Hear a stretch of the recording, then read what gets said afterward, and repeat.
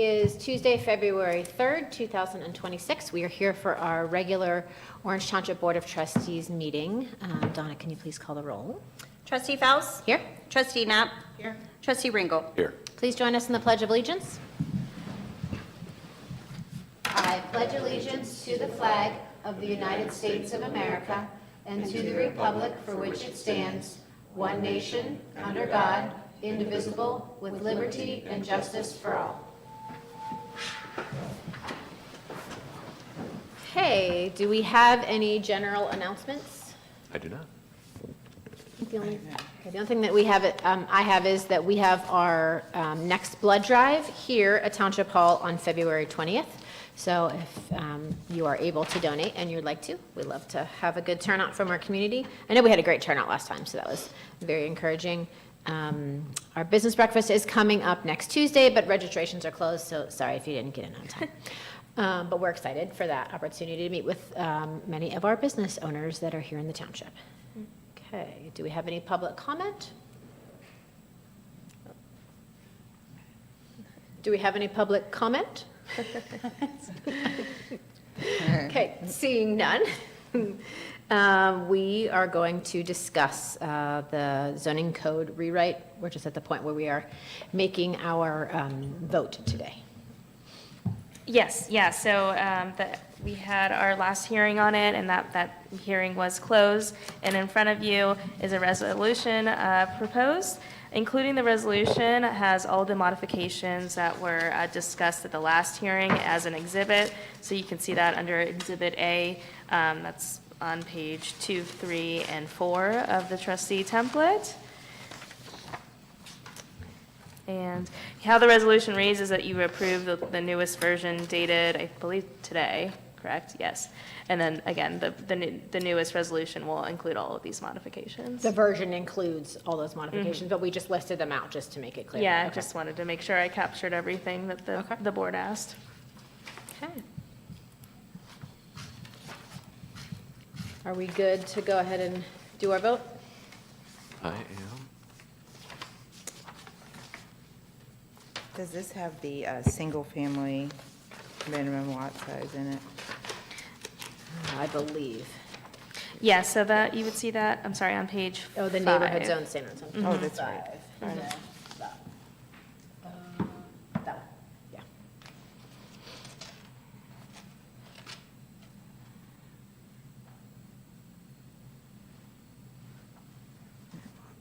Okay. Okay. All right. I make a motion to approve Resolution 26-039 to adopt the recommendation of approval with modifications of the Zoning Commission with additional modifications as to the Zoning Code Amendment ZON 24-05, the Zoning Code rewrite. Second? Roll call. Trustee Ringel? Yes. Trustee Knapp? No. Trustee Faust? Yes. Motion carries. Okay, motion carries. We will continue on to the fire levy. We are at the resolution to proceed stage of this. Yes. The fiscal office is in receipt of the certificate of estimated property tax revenue. It is required from the county auditor's office. And with that, it is, just to remind everybody, it is a 2 mil additional levy for the fire department, and it would begin in 2026.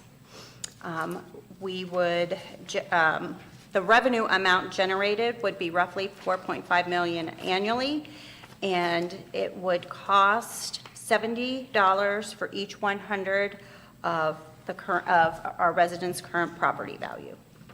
And we decided on a 5-year. That is correct, Okay. yes, to align with the, with our regular fire levy that will come up next year. We move forward with 3-year, then at that point, what is that now, 7 mills? Correct. Yes, the 7 mills levy. Once that one ends, after the next cycle, the 2 mil, we will be able to review Put those and, move forward, hopefully combining, kind of depending on what happens with the rollback and what that looks like. So yeah, that's where we are with regards to that. And And- this is a resolution to proceed. Okay, and the plan at this time with the big one next year is just to do a renewal, so Yes. no changes, nothing. We Nothing. still keep, like you said, we keep the rollback, all that. Yes, yes, so you will, it generates a little over, oh goodness, 100,000 a year. So yes, we will continue as long as legislation allows it. Right. And this levy is essentially just replacing one that's expiring this year. That is correct, yes. Does this increase taxes at all for the residents? Yes, it could. Because it's utilizing the new Yes. valuation? Yeah. The current, the 2020? Yes, yes, Six yes, because the valuation. expiring levy was 2 mils 20. for 3 years. And it was 2022 valuation, because we put that on Yes. prior to the property increase. Yes, so it will grab the new property evals. And it'd be the slight difference, so in the legislation, it says that it's estimated that it'd be approximately $70 annually for a $100,000 Yes. worth of home. So you could multiply that by 4 for the average home value in our township. But we have a similar levy currently on the ballot, or currently being collected. So Yes. this would just be the net difference between what was approved 2 years ago and this $70 per $100,000. That is correct. Yeah, It would happen to be a know- net difference. Does anyone happen to know what that is? It's probably negligible. Oh, goodness. Yeah, oh, you Yes, still I have that. think we had that.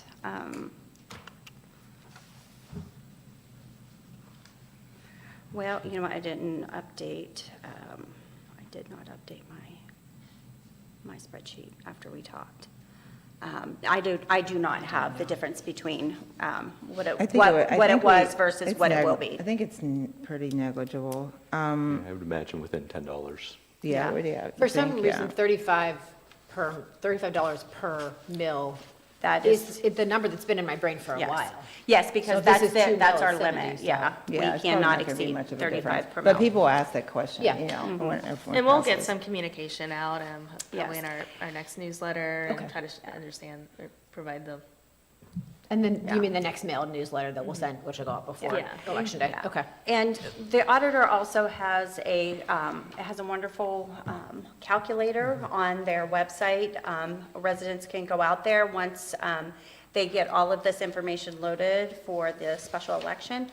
They will be able to see how much this will cost them and what that actually looks like. So they could look at a prior bill and then look at what is being proposed on the May ballot and see the difference.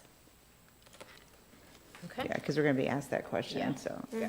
Yep, that's a good. And then how much do you know how much the existing levy generated over 3 years? Is it- Let's see. I believe it was, 2 mils, 3, annual revenue, 3.2 mil, does that sound correct? For the additional. existing, The one that we're replacing. for 3 years, yeah. Yeah, So the new one is maybe, it's 4.5 million. yep, 4.5, yeah, 3.2, Okay, so yes. there might be a decrease. Could there? Yeah, because I thought when you had a levy and you asked for a certain amount, that's all you collect, right? If you divide it among more people. Oh, yes, yes, yeah, you have voted versus collected. And as the levy ages, yes, what the residents pay will be less. Yeah. Because the property values will increase, and then you have new builds that come in and help to pay a portion. Yeah. But yes, no, we cannot collect any more than what we are asking Okay, for. and it's divided among a few more people now because people have moved here over the last 3 years, so, Yes. right, okay. But if it's utilizing the updated valuations of our homes, so my gut tells Yeah, me that it right. wouldn't necessarily decrease. But if you look at the amount it was generating, We'll- it looks like less. we'll do math and we'll yeah, figure it people out will be next meeting, asking- yeah. Yes, one- there is yeah. a clear difference between Yeah, voted and yeah. collected. Everyone will be So, asking yes, that question yeah. before they vote, so I Yeah, wouldn't we'll get that. figure that out. Okay, great, Yeah, I'm thanks good, for those I'm questions. good.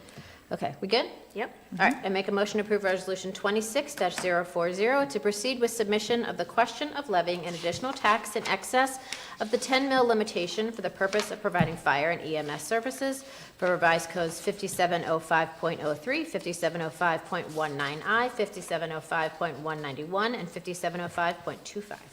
Second? Roll call, trustee Ringle, Yes. trustee Knapp. Yes? Trustee Faust. Yes. Thank you very much. And if I could, because of the time crunch, could I get your guys' signatures quickly with regards to that resolution? Yes. And then Donna's going to drive it up to the auditor's office. Or to the... Does she need an escort? Just kidding, just kidding. No, you have to stay for the meeting. Tomorrow, but not today. I'll drive her. Okay.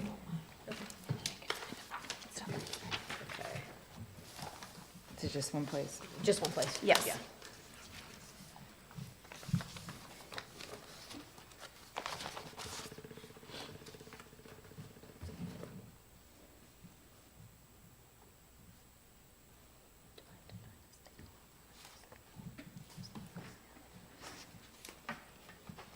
Don't forget to sign, Donna.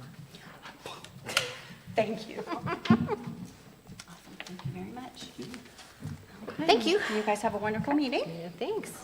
Drive safely. I sure will. Okay, do we have any agenda changes? I do not have any. I Okay. have none. Do we have any questions on our consent agenda? I have none. Mike? I do not. Okay. All right, I never know how to say this.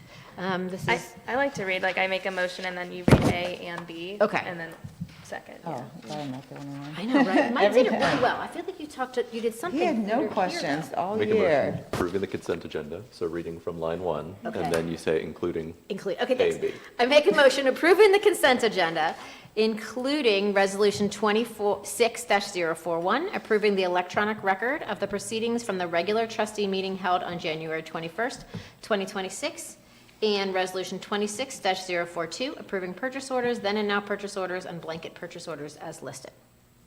Second?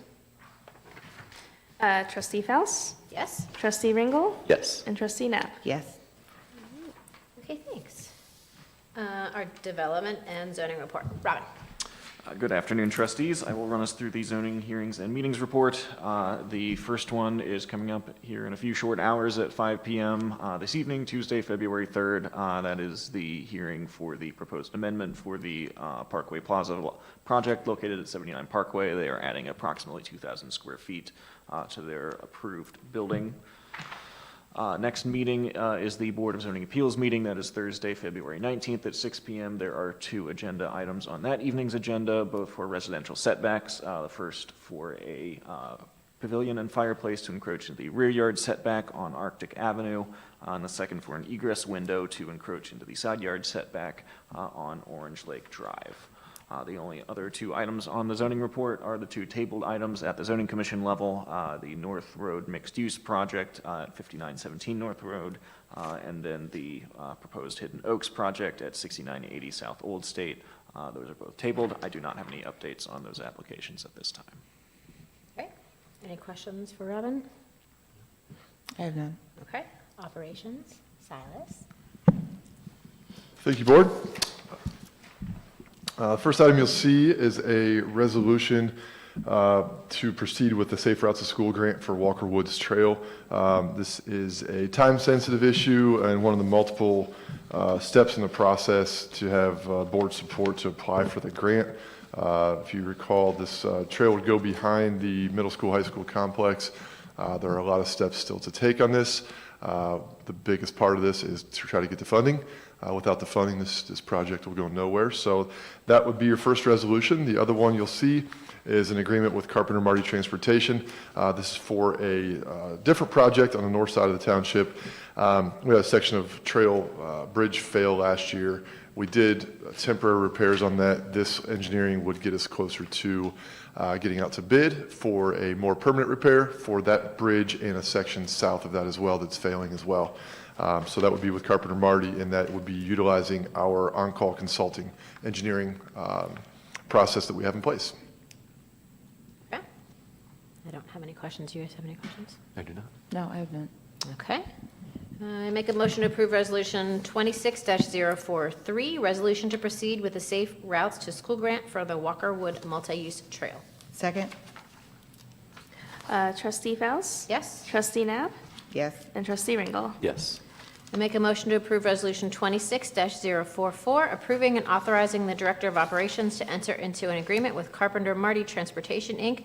for Summer Suite Boardwalk replacement and authorizing the issuance of purchase orders totaling in the amount of $44,174. Second? Trustee Faust? Yes? Trustee Ringel? Yes. And Trustee Knapp? Yes. Okay. I think we have nothing on the fire report, okay? Nothing on the fiscal officer report, which is good because she's left us. And the administration report. Yes, I just have 2 items under the report today. The first is to change the date of the Wreaths Across America ceremony that we partner with. We always do our events as an organizational item, and we received news that they are pushing back the event a week. So instead of December 12th, it will be December 19th of 2026 this year. The next item under the agenda is a resolution to approve Evans Farms Farmers Market season. If you recall, we did create a special event permit for Evans Farm to use our public roadways for their signature events. However, we wanted to take this approach for this ongoing or reoccurring event, which is their farmers market season. They are proposing a total of 19 Saturdays from 7 a.m. to 12:30 p.m. And I believe it starts June 20th, I think. Am I saying that? Sorry. Yes, so it starts June 20th through October 31st, as they do a fall farmers market as well. And how we have this resolution written is that we do require a public safety measure when you're blocking a public roadway. So they have provided us assurances that they will hire special duty from the Delaware County Sheriff's Office to be present during the entirety of each of their farmers market Saturdays. If the Sheriff's Office is not present during each of those events, they will not use our public roadway, and they will move either to the parking lot or the sidewalk or just something that doesn't obstruct our area. I did pass this along to Evans Farm this morning, just because I wanted to make sure they were okay with our approach, and I did get a thumbs up from them, so they are good to go as far as the compliance. Yep. Thank you for, I was able to sit down with Michelle and people from Evans, and so it was a collaborative conversation, and this is where we have landed. So just to kind of reiterate with a little bit more detail, if, say, the sheriff is unable to provide an off-duty officer on a particular Saturday, then the market will still happen, but like as Michelle said, the drive, Evans Farm Drive, will be cleared. So they will rework the layout of their market for that day, and we will we'll make sure that that happens, just to make sure that we can keep everybody safe. So thank you for collaboration. I know it's Sure thing. took a lot for all of us to get there and all the parties Yes, yeah, involved. unfortunately, Yeah. we can't. It's good that they're partnering with the county on this, as they do Yes. have that special duty opportunity, unlike us, so. Yes, yep. Makes me look forward to spring. Yes. It's right around the corner. Sure. Depending on what animal you pick. Do we have any other questions about anything on the administration report? Nope. Okay. No. Okay, I make a motion to approve Resolution 26-045, authorizing a change to the date of the Wreaths Across America ceremony. Second? Trustee Faust? Yes. Trustee Knapp? Yes. And Trustee Ringel? Yes. I make a motion to approve Resolution 26-046, approve the Evans Farm event permit application for the Evans Farm Farmers Market. Second? Trustee Faust? Yes? Trustee Ringel? Yes. And Trustee Knapp? Yes. Okay. I don't believe we have any new or old business. We are going to... I have a topic for Just kidding. potential future discussion of new business. Uh-huh. We had a resident reach out to me, and I believe to the township as well. They recently moved up into Berlin Township. They have frequently used the township, Orange Township pool. And now that they are no longer a resident, they were asking if there was potentially access for non-residents to the Orange Township pool. I think it'd be worthwhile having a future discussion on if there were a higher non-resident rate, if we could enter into some type of partnership where families that are still within the Olentangy Local School District could still have access. That way you don't necessarily have, families that are just over the border in a particular township be unable to access a resource that they're, especially if they have kids in the school system, that they typically go to the pool, that they are prohibited from participating still with that kind of summer activity. And they were not interested in utilizing our guest of a resident rate? You have to go with. You have to You go have to with go the with a resident. resident. Well, yeah, and that's why I thought, like, I can see if I moved to another township, wanting to continue to go, especially with my kids, but then you can go along with your friends and pay the non-resident rate.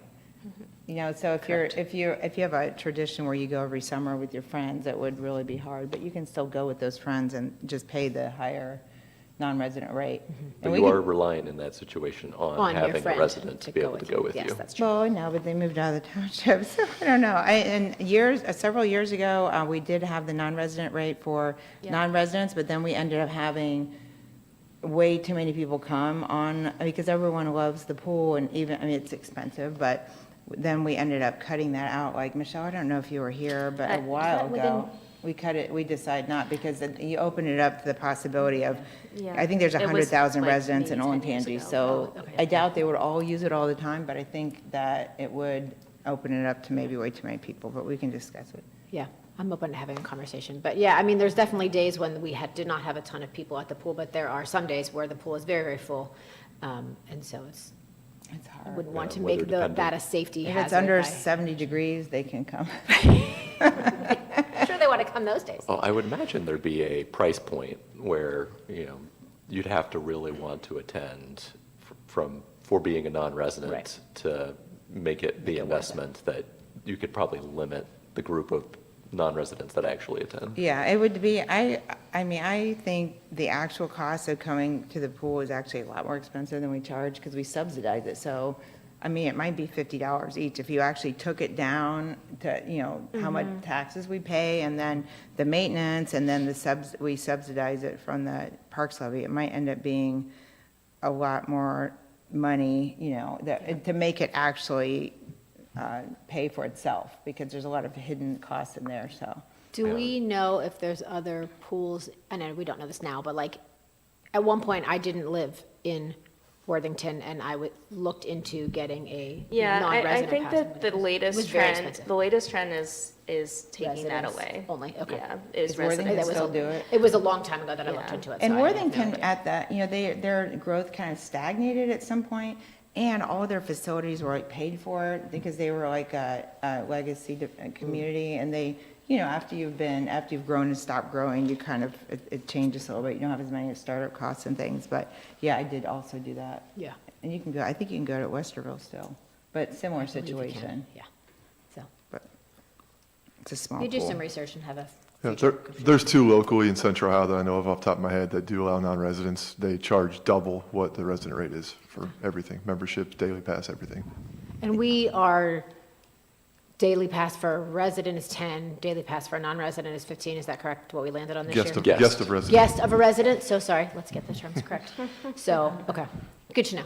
Right, because I think, how much do our residents pay a year for our, just parks levy, which obviously covers a lot of stuff, but they pay, You mean out of our parks levy or? yeah, how much do they pay for our parks levy a year? I know The it- parks levy is 1 mil based on, Yeah, it's like 0.6 something, I think, when it breaks down.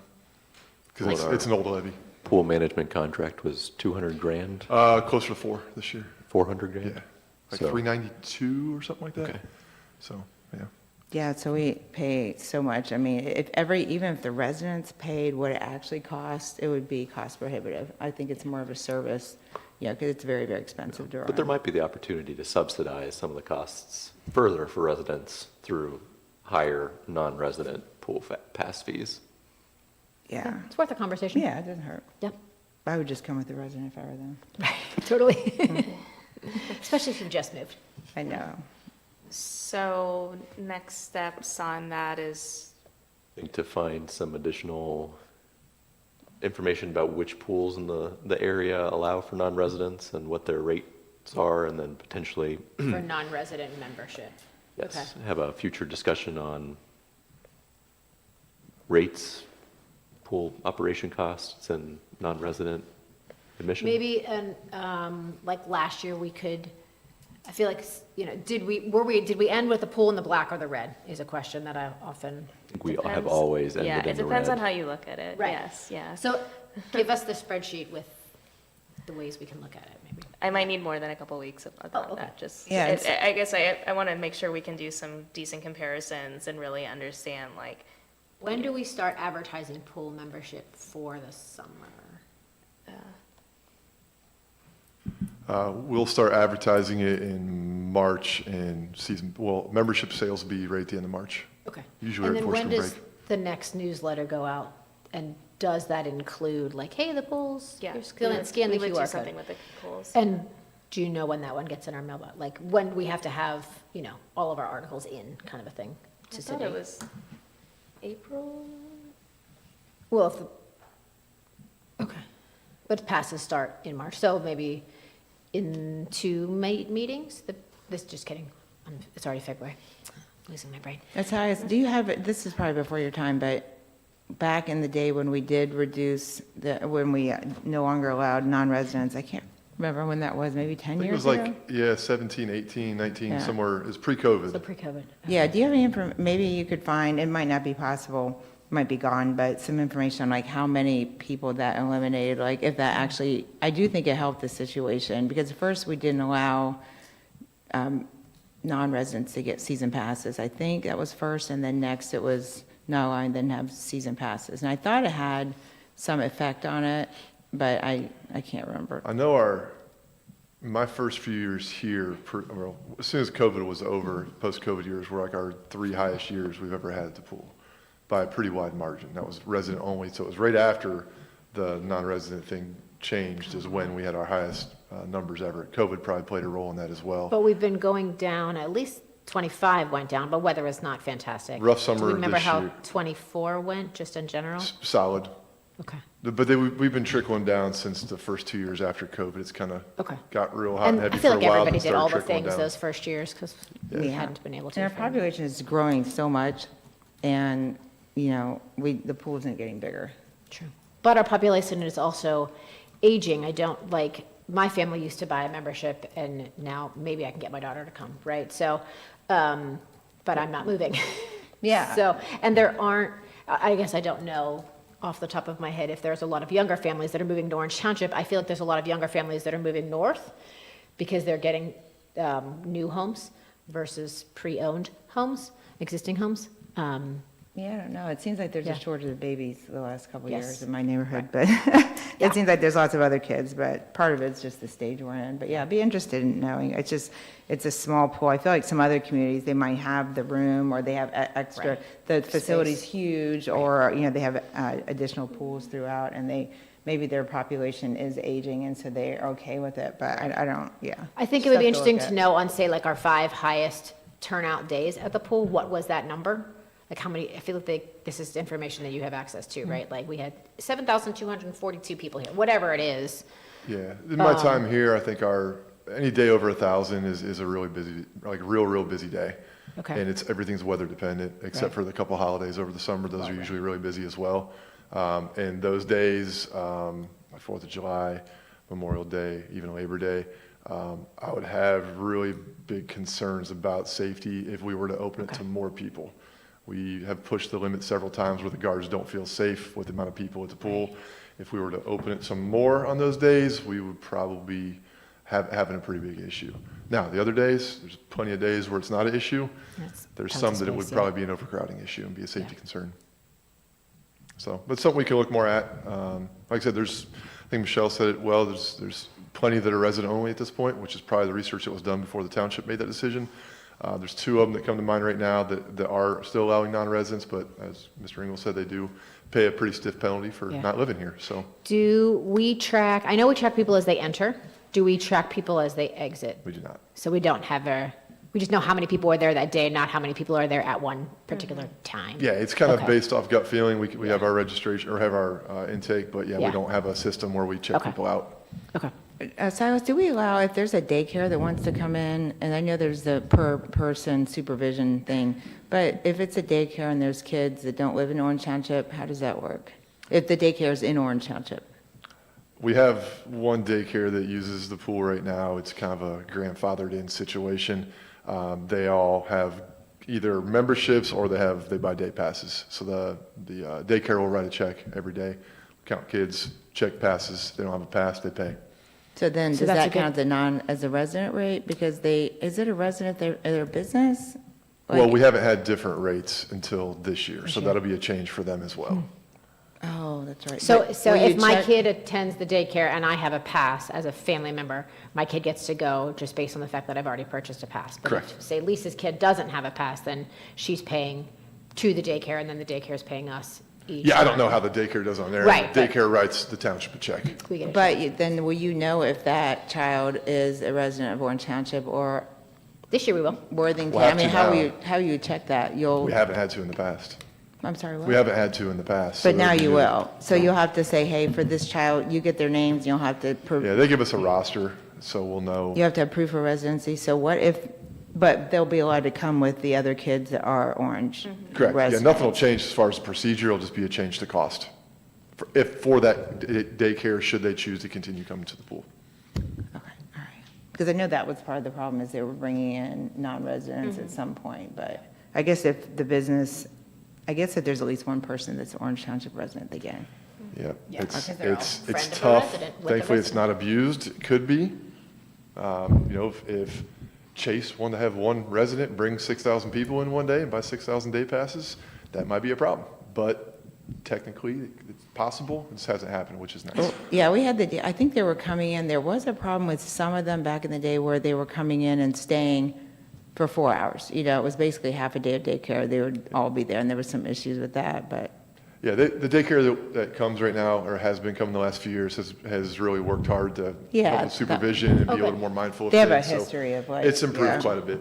Good. yeah. But back in the day, there was Yeah, a it was, concern. when my kids were small, it was a concern. Yeah, do you remember that? Mm-hmm. Okay, all right. Great, we'll get some research.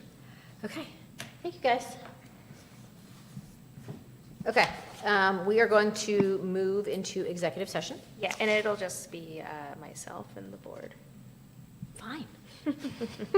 I make a motion to approve Resolution 26-047, enter into executive session. We're going to motion to adjourn into executive session pursuant to Ohio Revised Code, Section 121.22G8, for the purpose of considering confidential information related to the marketing plans, specific business strategy, production techniques, trade secrets, or personal financial statements of an applicant for economic development assistance that is directly related to a request for economic development assistance that is to be provided or administered under Revised Code 715, 5709.73 through 5709.75, and/or Revised Code 715. The executive session is necessary to protect the interests of the applicant or the possible investment or expenditure of public funds to be made in connection with a proposed economic development project. Invited to attend are trustees and apparently just Michelle. Is it me? Okay. I'm not keeping track. Second? Second. Oh, from Lisa, okay. All right. I mean, I'm not seconding, you're seconding. I'll do roll call. Trustee Faust? Yes. Trustee Knapp? Yes. And Trustee Ringel? Yes.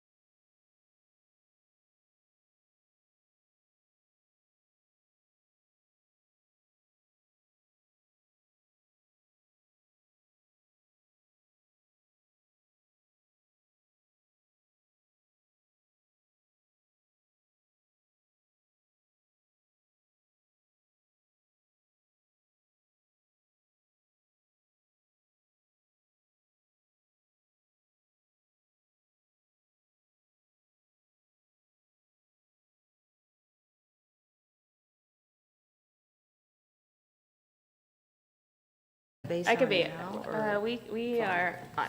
Okay, we're good. All right. Okay, I make a motion to approve Resolution 26-048, return to regular session. Second? Roll call, trustee Ringgold? Yes. Trustee Knapp? Yes? Trustee Faust? Yes. I make a motion to approve Resolution 26-049, meeting adjourned. Second? Roll call, trustee Ringgold? Yes. Trustee Knapp? Yes? Trustee Faust?